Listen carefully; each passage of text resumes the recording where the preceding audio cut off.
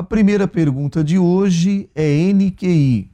O nosso ouvinte não quer se identificar, mas pergunta ao pastor: Pastor, é pecado negar um pedido de socorro a uma pessoa que está enferma? Sim, é pecado, e esse pecado é chamado pecado de omissão. Tiago, capítulo 4, versículo 17. Aquele, pois, que sabe fazer o bem e não o faz, comete pecado.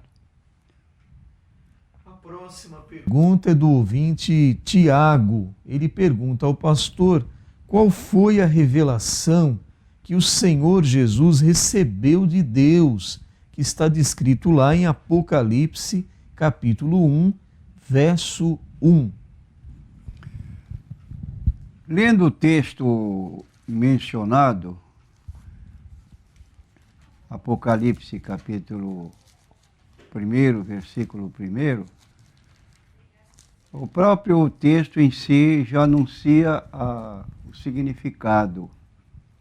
Revelação de Jesus Cristo, a qual Deus lhe deu para mostrar aos seus servos as coisas que brevemente devem acontecer, e pelo seu anjo as enviou e notificou a João, seu servo, o qual testificou da palavra de Deus e do testemunho de Jesus Cristo, de que tudo o que tem visto, bem-aventurado aquele que lê, isto é, quem lê o livro, os que ouvem as palavras desta profecia, não leram o livro, mas ouvem a interpretação do livro falada. Terceiro, guardam as coisas que nela estão escritas, porque o tempo está próximo. Então, como lemos aqui, revelação de Jesus Cristo passou a João para mostrar aos seus servos as coisas que brevemente devem acontecer. E pelo seu anjo as enviou e notificou a João. Então, quem lê o livro de Apocalipse vai notar, a partir do capítulo 2, que Jesus está enviando mensagens aos pastores das igrejas da Ásia, 7 igrejas, primeiro com observação do que ele está percebendo, e segundo com admoestações ou elogios, segundo a própria igreja estiver vivendo. Então diz o texto, o qual testificou da palavra de Deus e do testemunho de Jesus Cristo. Agora nós queremos dizer o seguinte, que dentre as revelações constantes do Apocalipse, nota-se que ainda no capítulo 1, versículo 8 e 17, uma identificação de Jesus com o emprego de expressões características usadas pelo Pai no Antigo Testamento. Então nós temos aqui, versículo 8, lê-se que Jesus se declara como: eu sou o Alfa e o Ômega, o princípio e o fim, diz o Senhor que era, que há de vir, o Todo-Poderoso. Então aqui nós temos a identificação daquele que fala como Todo-Poderoso, e essa designação também é passada para Jesus Cristo. Eu sou o Alfa e o Ômega, o princípio e o fim.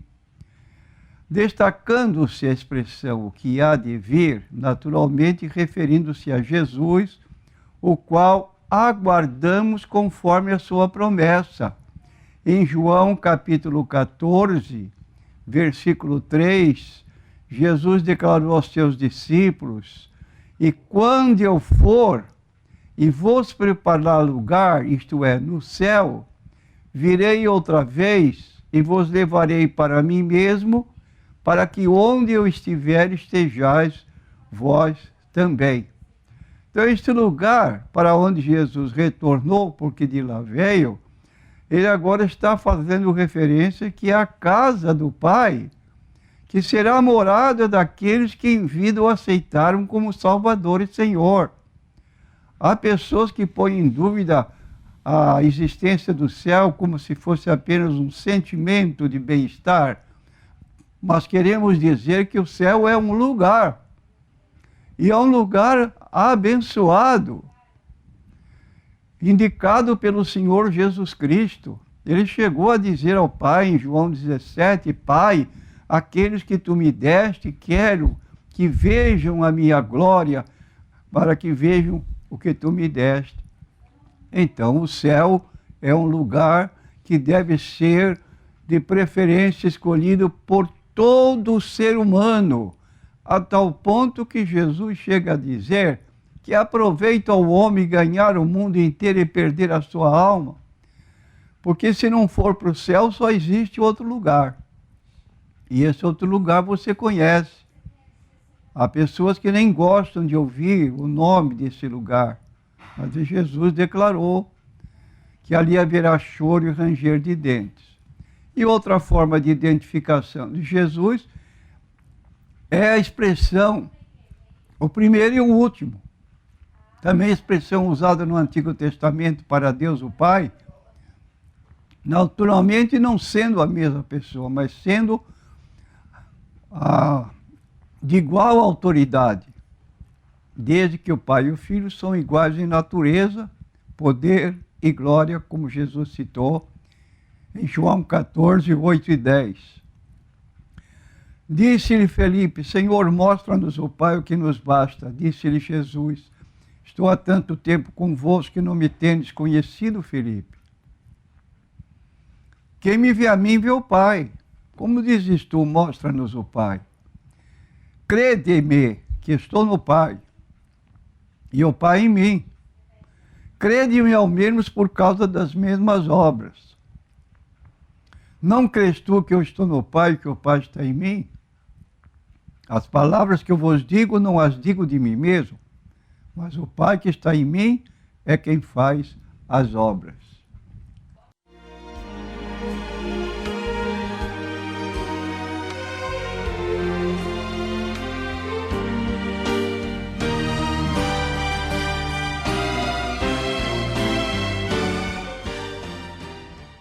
Pastor, o senhor tem falado então sobre esse texto de Apocalipse 1, verso 1.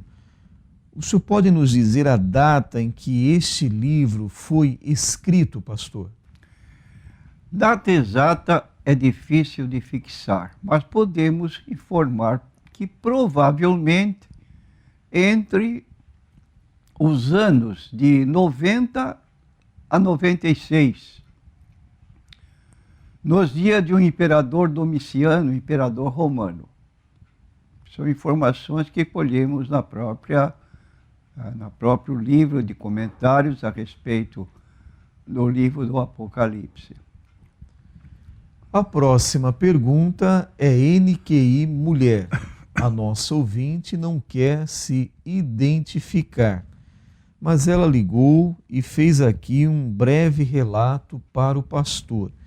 Diz aqui que tem uma pessoa próxima a ela, uma mulher, que foi casada pela primeira vez e o seu marido faleceu de câncer.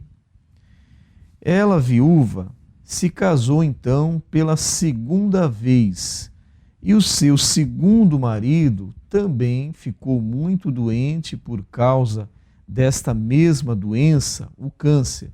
Mas enquanto ainda estava vivo, fez um pedido a esta mulher.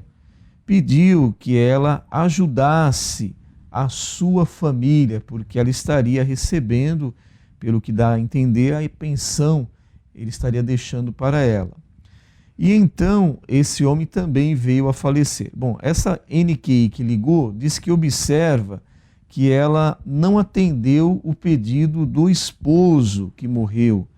E, na verdade, ela pega o dinheiro todo para si e acaba não ajudando a família, como tinha sido aqui falado. Aí o NQ ainda completa: o filho desta mulher agora também apresentou a mesma doença, o câncer.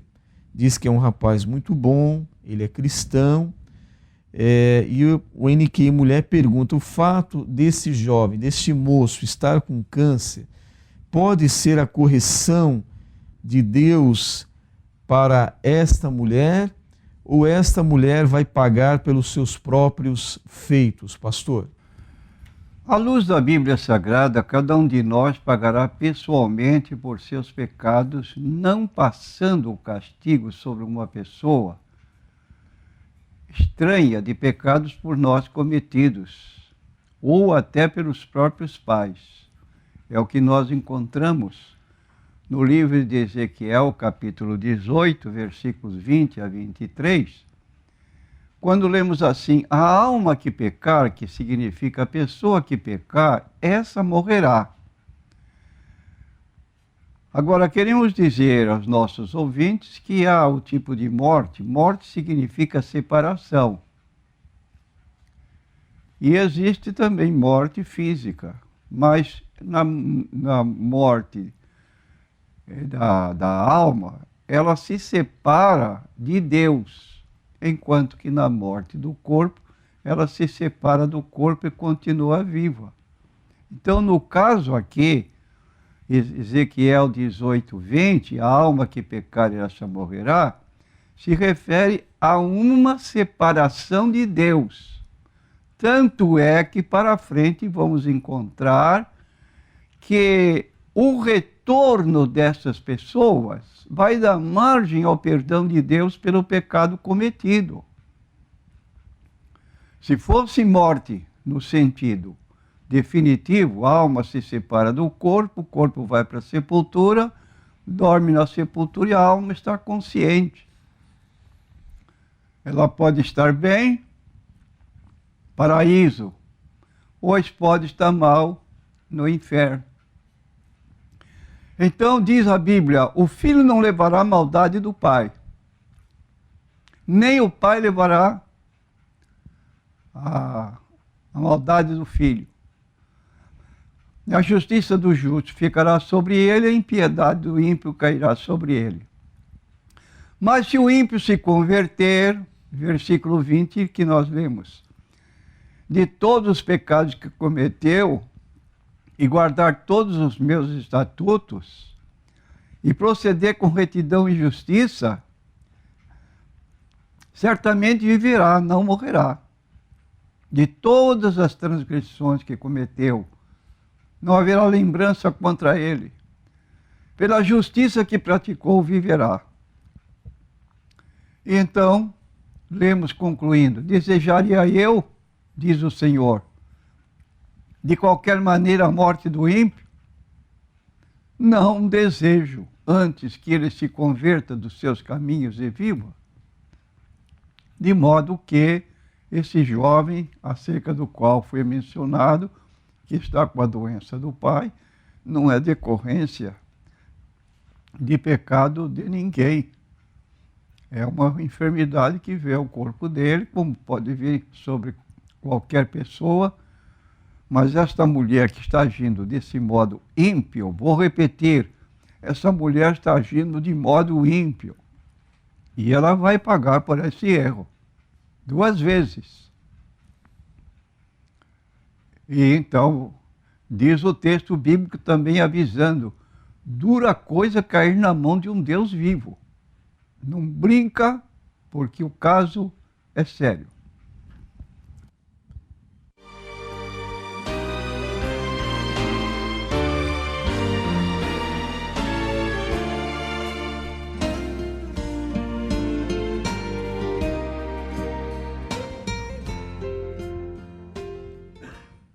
A próxima pergunta é NQI.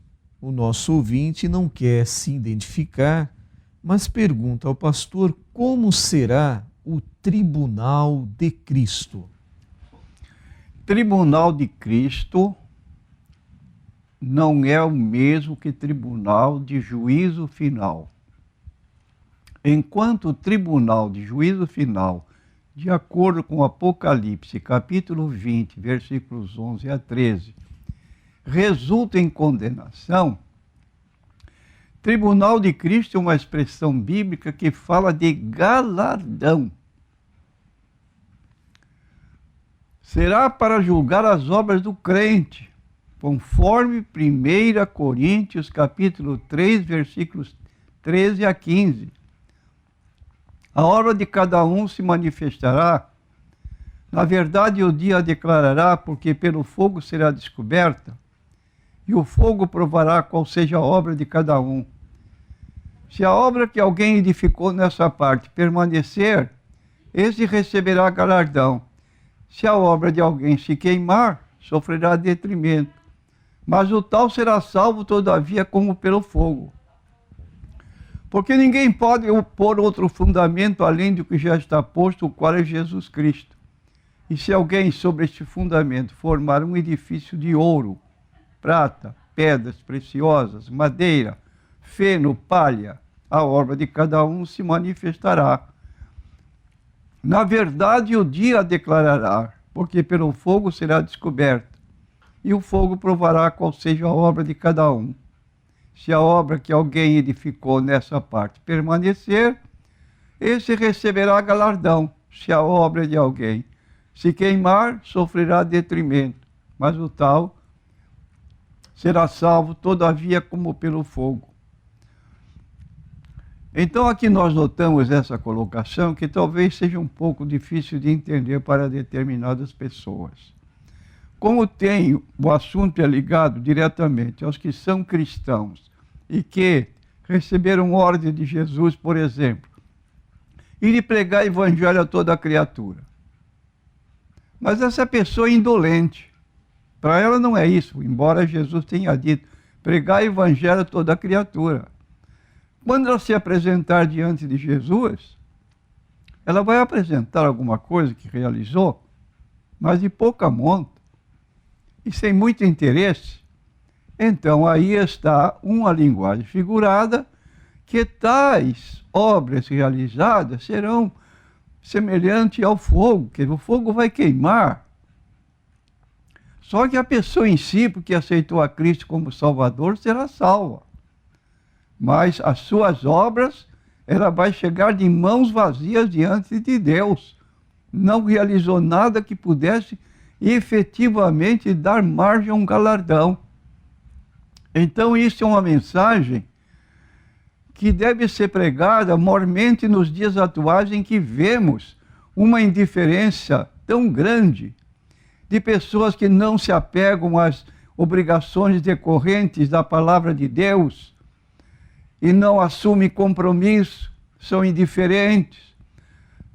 Isso aí, meu prezado irmão, você está preparando o seu galardão para o futuro, mas não terá muito valor, não, em decorrência da sua atitude. Então, concluindo, há 5 itens que devemos considerar. As pessoas indicadas, somente os crentes salvos. Segundo, a época do julgamento após o arrebatamento da igreja. Em seguida, será a celebração das bodas do Cordeiro. Terceiro, lugar de julgamento será nos ares. Quarto, a base do julgamento, as nossas obras. E quinto, o resultado final do julgamento. Galardão ou reprovação, perda ou ganho. E nós temos parábolas de Jesus Cristo para ilustrar esses tipos de pessoas. O viajante, que foi viajar, chamou 3 empregados, deu a eles uma responsabilidade. E disse para eles, negociai até que eu volte. E passado um tempo ele retornou e chamou os empregados para prestação de contas. O primeiro disse assim, Senhor, tu me deste 5 denários para eu trabalhar com ele, eu ganhei mais 5. Foi elogiado. Servo bom, servo fiel, foste fiel no pouco, a ti se considerar o muito. Segundo, Senhor, tu me entregaste 2 denários, eu ganhei mais 2, aqui tem 4. Muito bom, servo fiel e discreto. Entra no gozo do teu Senhor. E chegou aquele, por fim, que havia recebido 1. E começou sua lamúria. Senhor, eu sei que tu és homem severo, colhes onde não plantaste, e eu tive medo, e eu escondi o teu denário e agora estou devolvendo. A resposta do Senhor desse homem foi: servo negligente, por que não fez como os seus colegas? Puseste o meu dinheiro em juros, e quando eu voltasse receberia. Este servo é inútil, não tem nem entrada aqui no céu. A próxima pergunta é NQI Homem. O nosso ouvinte não quer se identificar, mas ligou e fala aqui uma situação da vida cristã. Casal evangélico. A moça é batizada, mas o rapaz não. O ouvinte pergunta ao pastor: é válido esse casamento? Tem respaldo bíblico, pastor? Bom, eu não entendi bem a pergunta quanto ao rapaz. Quanto à jovem, está dizendo que ela é batizada. E o rapaz, não. Agora pergunto, ele é um cristão? Ou é uma pessoa sem compromisso nenhum com a igreja, nunca entregou sua vida a Jesus? Porque aqui não se define. Ele não. Por que não? É um direito que ele assiste, mas o casamento aqui, dentro dessas formas de expressão, é um casamento misto que é proibido pela Bíblia. Entretanto, posso estar enganado e gostaria de ouvir uma explicação a respeito do rapaz. Ele pode ser um crente que ainda não teve tempo de se batizar, mas tem boas intenções de continuar sua vida cristã, então não há problema. Agora, se não for essa condição, então o casamento não tem aprovação divina. Deixa eu ler o texto bíblico que explica cabalmente esta situação. Isso, então, nós lemos aqui: não vos prendais a um jugo desigual com os infiéis, porque que sociedade tem a justiça com a injustiça? Que comunhão tem a luz com as trevas? Que parte tem o fiel com o infiel? Que consenso tem o templo de Deus com os ídolos? Que concórdia entre Cristo e Belial? Porque vós sois o templo do Deus vivente, como Deus disse, e neles habitarei, e entre eles andarei, e eu serei o seu Deus, e eles serão o meu povo. Por isso sai do meio deles, ou saí do meio deles, e apartai-vos do Senhor, e não toqueis nada imundo, e eu vos receberei. Eu serei para vós pai, e vós sereis para mim filhos e filhas, diz o Senhor Todo-Poderoso. Aqui nós temos em 2 Coríntios, repetindo, 6:14 a 18, que não é conveniente se juntar um casal com situações religiosas diferentes.